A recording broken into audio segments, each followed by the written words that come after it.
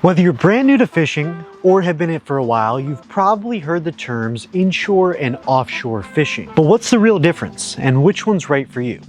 Let's break it down. So to start with inshore fishing, this is fishing that happens closer to the land. Think bays, estuaries, flats, and shorelines. The water is usually much shallower and within 9 miles of the coast. You could fish from a small boat or even use a dock or a kayak. If you're inshore fishing, you're most likely targeting fish like redfish, snook, tarpon, flounder, snapper, and more. They can be smaller, but can put up a big fight, especially if you're using light tackle. Offshore fishing, you're going after the big boys. Mahi, tuna, kingfish, wahoo, sailfish, and more. You could even catch marlin depending on where you are. It's more intense and also much heavier gear and a lot more money. I spent over $3,000 on sailfish charters and I have yet to catch one.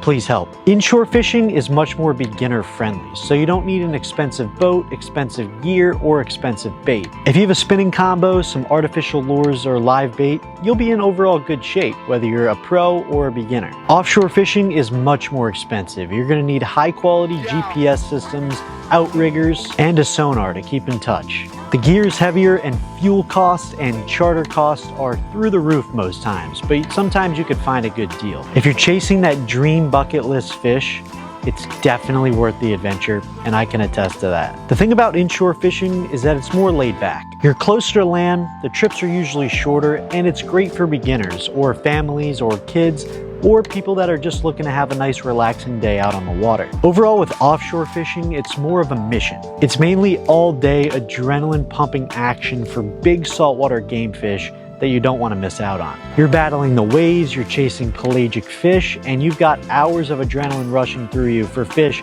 that could take up to 5 hours to reel in, but it's definitely not for the faint-hearted. So inshore or offshore fishing, it all comes down to what you're after. It's either relaxing and accessible or wild and after the chase. Either way, you're getting tight lines and good memories. Let me know in the comments which one you prefer.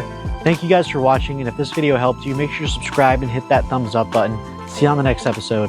Peace out.